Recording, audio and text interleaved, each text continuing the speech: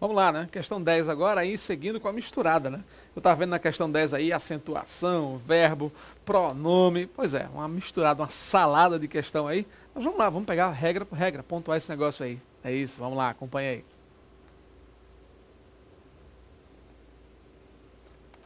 Na questão 10, ó, assinale a alternativa correta, tá vendo aí? Beleza, assinale a alternativa correta, vamos lá. Aí você tem, aos verbos receber, reduzir e permitir, correspondem respectivamente os substantivos. Bom, relação de verbo com substantivo, receber, recepção. Reduzir, redução, analfabetos, né? Beleza. Permitir, permissão. Pessoal, tranquilo, né? Porque aí você tem a construção própria da ortografia aí, né? Vamos lá. Falsa, letra A. Letra B. A ocorrência da voz passiva na transformação da frase. Gente, voz passiva, você sabe, né? Aquela em que o sujeito da frase é o elemento que sofre a ação e não o elemento que pratica a ação. Voz ativa, o sujeito da frase é aquele que pratica a ação. Então vamos lá. Prometo sinceramente adotar, depois das 22 horas de hoje em diante, um comportamento de manso lago azul. Então, prometo adotar. Esse prometo adotar, eu prometo, não é isso? É prometido. Então, um comportamento, né? Eu prometo o quê? Adotar. Adotar o quê? Um comportamento de manso azul, lago manso azul. Gente, um comportamento de lago manso azul, né? É prometido ser adotado, né? Por mim, sinceramente, depois, né? Ou então, tá aqui. Um comportamento de manso lago azul, depois das 22 horas, de hoje em diante, prometo sinceramente adotar. Não houve mudança nenhuma. Prometo sinceramente adotar. Pessoal, para eu transformar uma frase na voz passiva, você sabe, né? A frase da voz passiva, de uma forma ou de outra, vai estar caracterizada pela sequência do verbo aí, de maneira muito clara. Lógico que eu vou ter que trabalhar uma forma de particípio, primeiro ponto. Então ninguém constrói voz passiva à toa, na tora. Então eu tenho, ó, voz ativa e passiva, lembra? Vamos relembrar a forma de conversão? Olha só. Transposição de voz, anote aí no seu resumo. Transposição de voz, mudança de voz, ativa, passiva. Ativa, seta, passiva e vice-versa. Primeiro passo, contar os verbos. Sempre contar os verbos. 2 pontos. Ativa com 1 verbo, setinha, passiva, 2 verbos. Sempre que a ativa tiver um verbo, a voz passiva terá um verbo a mais. Ativa com 1, passiva com 2. Além disso, ativa com 2, passiva com 3. Então, no primeiro passo, contar os verbos. Ativa com 1, passiva com 2. Ativa com 2, passiva com 3. A voz passiva terá sempre um verbo a mais. Esqueça não. Segundo passo, identificar tempo e modo. Identificar tempo e modo, eles serão inalterados. Tempo e modo inalterados. São sempre os mesmos. Se a frase original está no pretérito perfeito, a frase convertida, pretérito perfeito. Passado, passado, presente, presente, perfeito, perfeito, imperfeito, imperfeito e por aí vai. Certo? Cuidado com isso aí. Beleza? Terceiro passo, identificar, inverter, né? Inverter os termos inicial e final. Se eu começo com o sujeito e termino com o objeto, eu agora vou começar com o objeto e terminar com o sujeito. Cláudia pintou lindos quadros. Cláudia pintou lindos quadros. Primeiro passo, contar os verbos. Pintou, um verbo só. Ativa com 1, passiva com 2. Cláudia é o sujeito, é o elemento que praticou a ação. Está na frente, é o sujeito, voz ativa. Segundo passo, identificar tempo e modo. Pintou. Pintou é pretérito perfeito. Beleza? Se a frase original está no pretérito perfeito, a frase transposta também estará no pretérito perfeito. Além disso, com 2 verbos, né? Então, terceiro passo, inverter os termos inicial e final. Se eu comecei com Cláudia e terminei com lindos quadros, eu inverto agora. Eu começo com lindos quadros e termino com Cláudia. Lindos quadros foram pintados por Cláudia. Porque eu tenho que observar a concordância, né? O sujeito agora é plural, não é mais singular. Então, não é um quadro foi pintado. Lindos quadros foram pintados porque o verbo concordará com o sujeito e número de pessoa. Lembra? Vamos lá, acompanha aí. Relembrando voz passiva, né? Conversão de voz, ok. Note que ele aqui não alterou nada do verbo. Percebeu? Prometido, adotado, ele não fez nada disso. Se não houve alteração verbal, como é que eu posso pensar que essa construção aqui, esta construção aqui, claro, é a voz passiva da frase original? Não houve mudança nenhuma. Na mudança de voz, tem que haver mudança, alteração, no caso, do verbo, de alguma forma verbal, transitiva direta ou transitiva direta ou indireta, não é isso?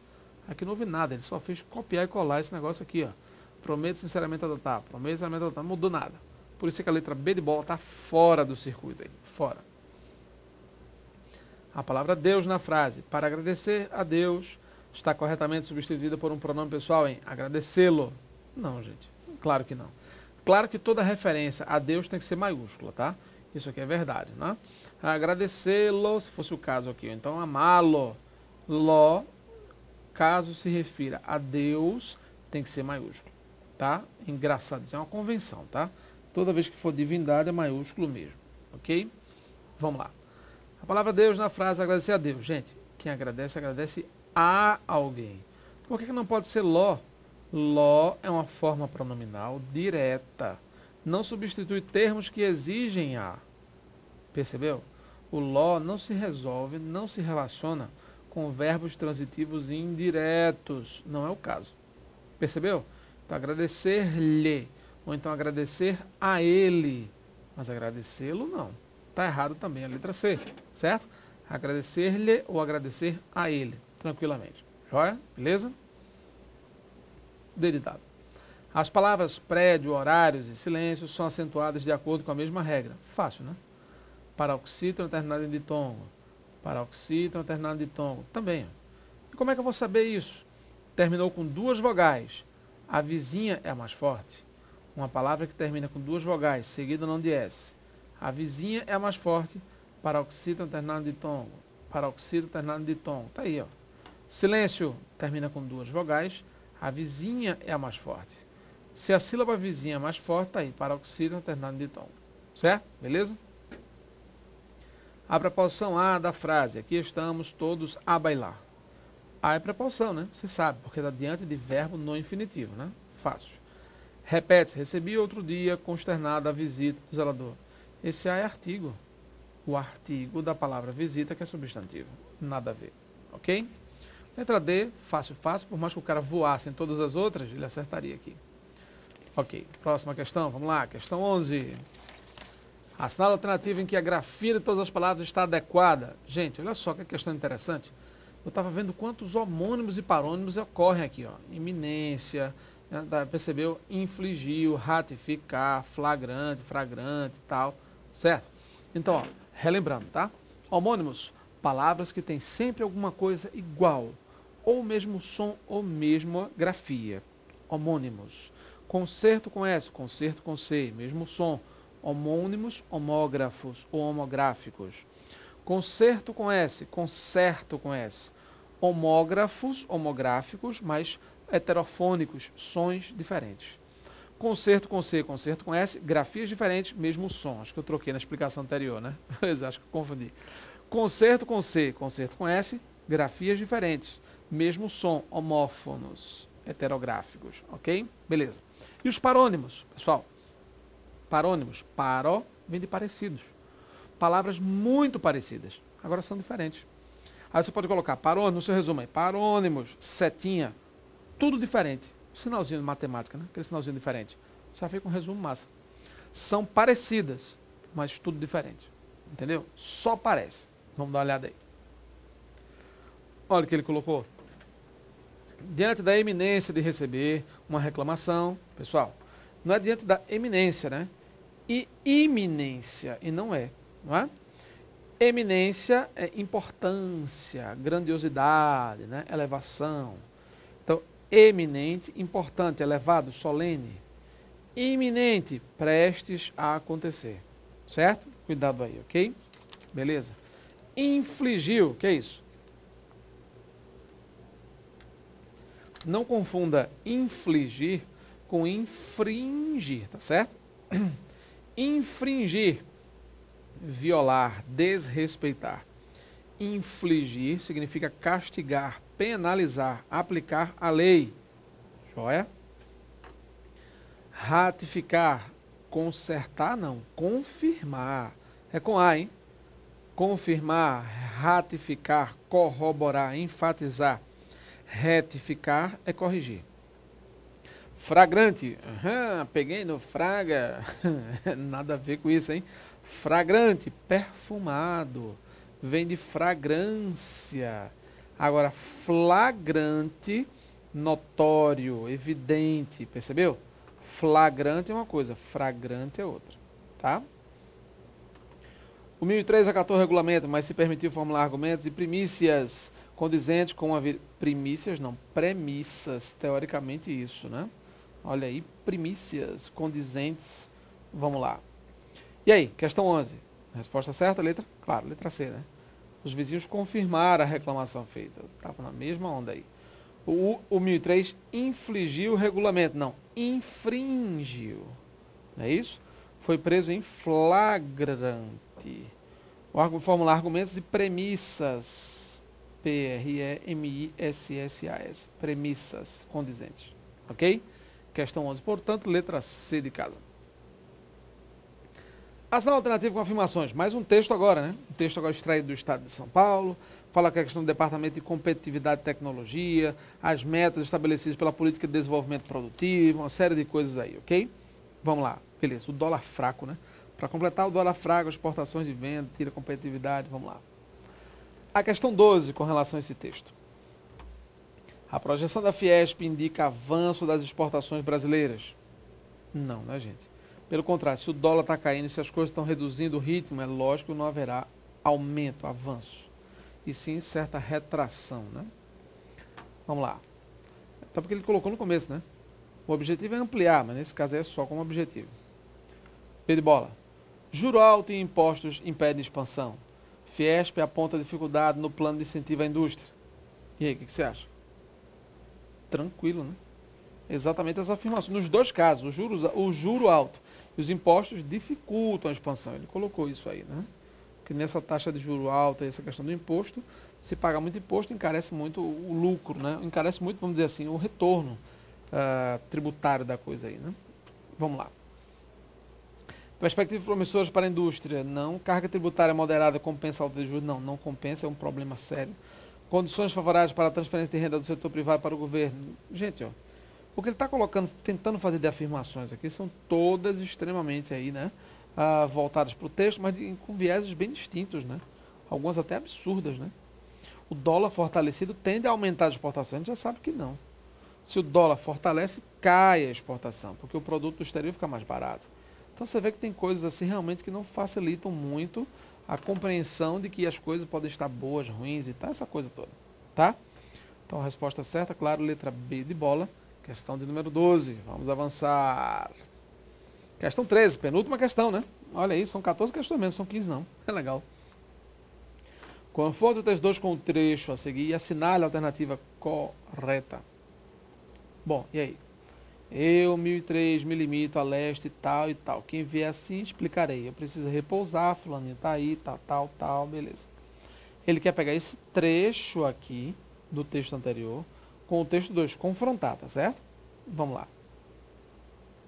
Após o confronto, pode-se afirmar que no trecho os números são criações metafóricas a serviço da argumentação do autor e no texto 2 indicam dados concretos. Claro, né?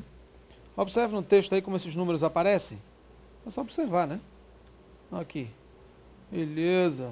Gente, quando ele coloca aqui, ó, duas grandes metas, 17,6% do produto interno bruto, tal, você nota que esse texto aqui é muito informativo, bastante expositivo. Ó. Dados e porcentagens precisas, números já abreviados aí até, né? PIB e tal, ele coloca mesmo a porcentagem. Aqui você tem um texto altamente informativo. Percebeu? Tá, e não é o caso, logicamente, do nosso fragmento aí, né? Ele diz, ó, os números são criações metafóricas, somente no texto 1, no texto 2 não, no caso, nesse trechinho que ele colocou. É isso? Beleza, resposta certa, letra A, ok, né? No segundo é questão real, dado concreto, de fato.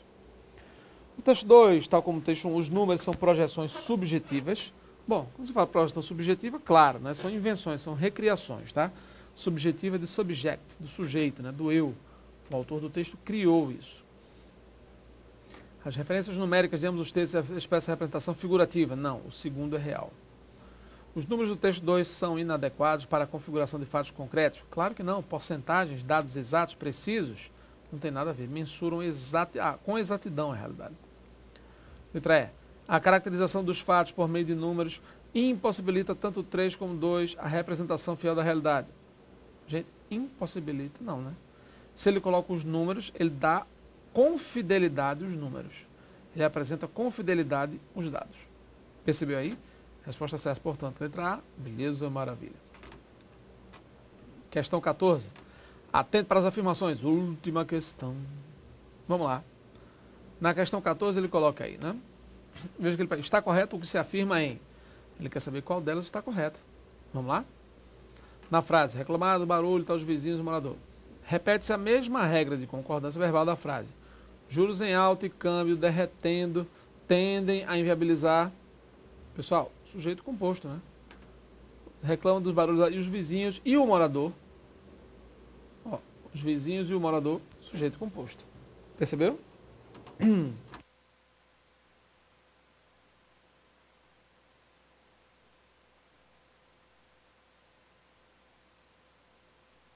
Som de novo.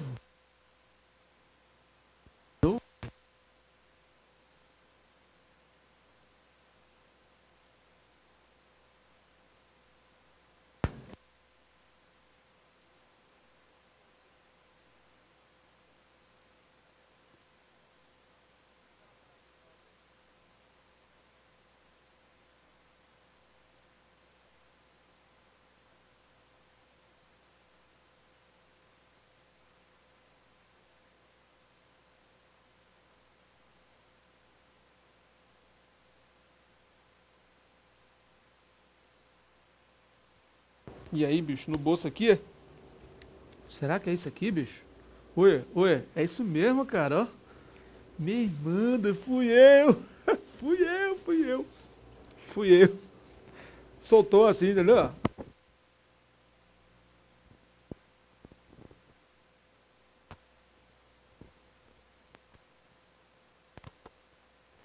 Assim, qual lugar assim? Entendeu? É, né? Professor, mamão, a gente já tava acabando a aula, você fica atrapalhando aí. É assim mesmo, bicho. Fazer o quê, né? Vamos voltar, bora, veja aí. Olha só.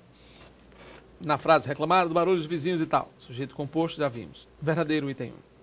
Está correta a concordância verbal em juros altos, altas taxas, para lembrar. Tudo isso impede, certo? Claro, né? Sujeito resumido por infinitivo, por pronome indefinido, né? Pronome indefinido resumitivo, o verbo concordará com ele. Verdadeiro 2. Está correta a concordância em reduz-se no mercado interno as exportações, reduzem-se as exportações. As exportações são reduzidas, reduzem-se, partícula passivadora.